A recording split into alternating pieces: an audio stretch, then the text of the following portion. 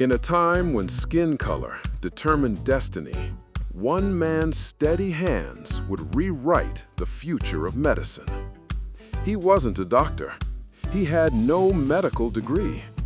Yet his work saved thousands of lives and transformed heart surgery forever.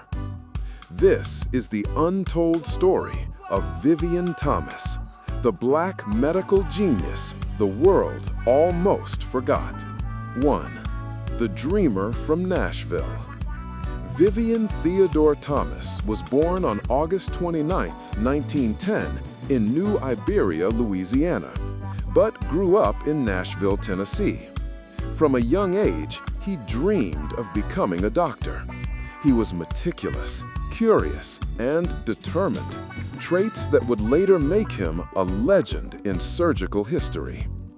But America in the early 1900s wasn't kind to Black ambition.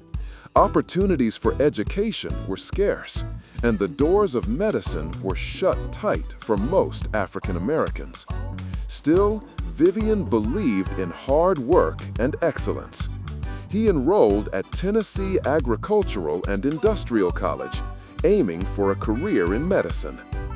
Then came the Great Depression. In 1930, the economy collapsed, wiping out banks and savings across the nation. Vivien's college fund disappeared overnight. His dream of becoming a doctor seemed crushed, but destiny had other plans. 2.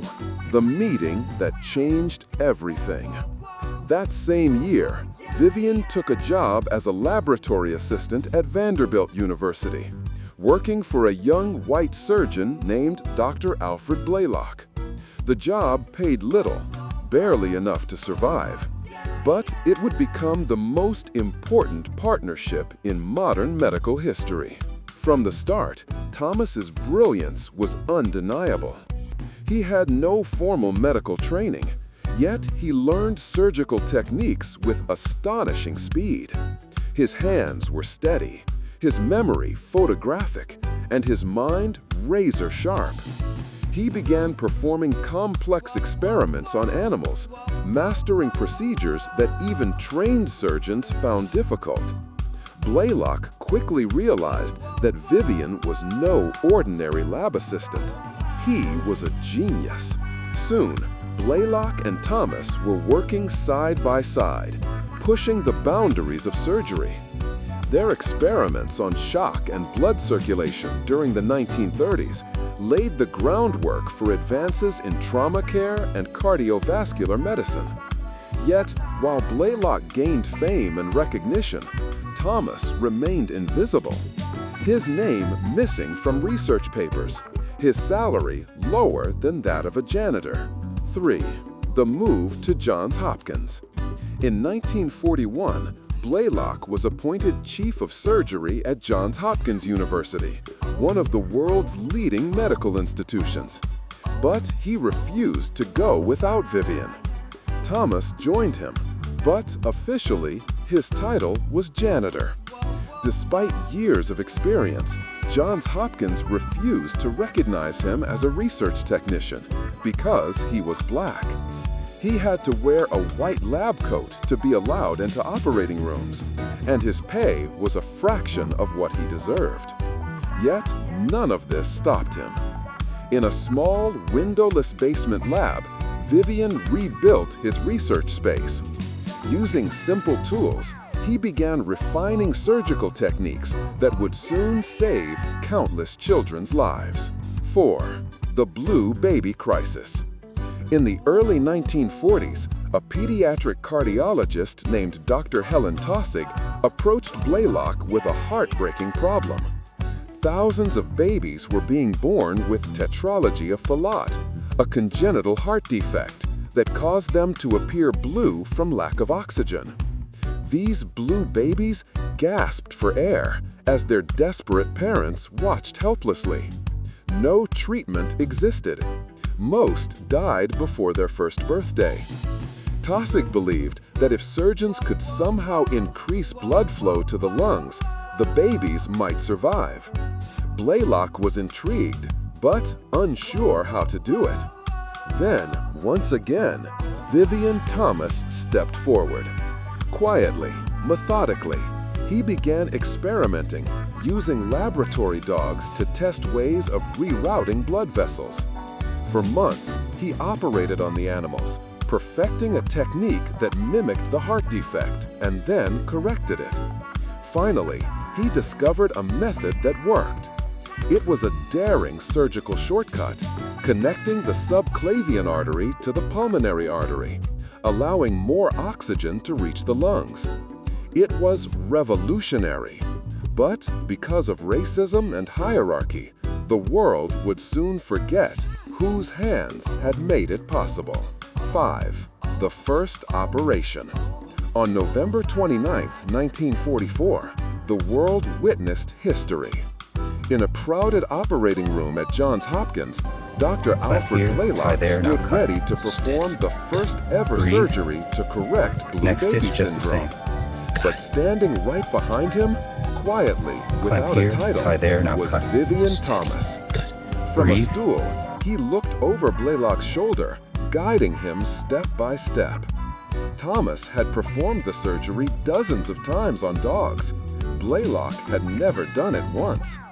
As Blalock's scalpel made its first incision, he relied entirely on Vivien's calm instructions.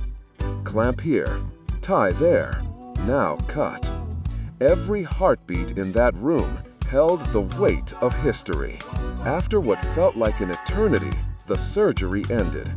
The baby's color began to change, from a deathly blue to a soft, healthy pink. The room erupted in awe. For the first time, a dying child had been saved by heart surgery. The procedure became known worldwide as the Blalock-Taussig shunt. Newspapers celebrated the white surgeons who saved the blue babies, but not a single word was written about the black man whose mind and hands had made it possible. The price of genius. In the following years, hundreds of children's lives were saved through the technique Vivien Thomas created. Surgeons from around the world traveled to Johns Hopkins to learn the procedure, many of them secretly trained by Thomas himself. He would stand behind them in the operating room, calmly guiding their every move. Yet still, he was paid as a low-level technician. Many doctors didn't even know his full name. To them, he was just Blalock's assistant. The injustice was overwhelming. At times, Thomas considered leaving medicine altogether. But he loved his work too much to walk away. He knew he was changing lives, even if the world refused to acknowledge it. Then, in 1964, Alfred Blalock died. For the first time, Vivien Thomas stood alone. But what he didn't know was that his quiet legacy was already shaping generations of surgeons who admired and respected him deeply. Recognition at last. By the 1970s, the truth began to surface. Former students and doctors who had been trained by Thomas spoke out about his brilliance. They remembered his patience, his mastery, and his ability to teach surgery better than anyone else. In 1976, Johns Hopkins University finally recognized Vivien Thomas with an honorary Doctor of Laws degree, symbolically making him Dr. Thomas at last. That same year, he was appointed Instructor of Surgery, an official faculty position that had been denied to him for decades. It was a moment of long-delayed justice. When his honorary degree was announced, the audience gave him a standing ovation that lasted several minutes. Many of the surgeons in that room owed their careers and their skill to the man once labeled a janitor. Vivien Thomas had finally been seen. He continued teaching and mentoring students until his retirement in 1979. His humility, precision and brilliance left a mark that no amount of discrimination could erase. Legacy beyond the operating room. Vivien Thomas passed away on November 26, 1985, just days before the release of his autobiography, Partners of the Heart. But his story didn't die with him. In 2004, HBO released the film Something the Lord Made, starring Mos Def as Thomas and Alan Rickman as Blalock. The film brought his legacy to a global audience, finally giving credit where it was due. Today, the Vivien Thomas Pathway program at Johns Hopkins continues to inspire students from underrepresented backgrounds to pursue careers in medicine and science. His portrait hangs in the halls of the hospital where he once wasn't allowed to walk freely. He is now remembered as a symbol of excellence, proof that brilliance cannot be confined by race or rank. The meaning of his legacy. Vivien Thomas's story is not just medical history. It's a lesson in perseverance, humility, and courage. He reminds us that genius can bloom anywhere, even in places where the world refuses to look. He had no medical degree, no title, and no recognition, but he possessed something far greater: mastery, purpose, and belief in human possibility. Thomas once said, "The only thing I ever wanted to do was make a contribution to humanity." And he did, in ways that even he could not have imagined.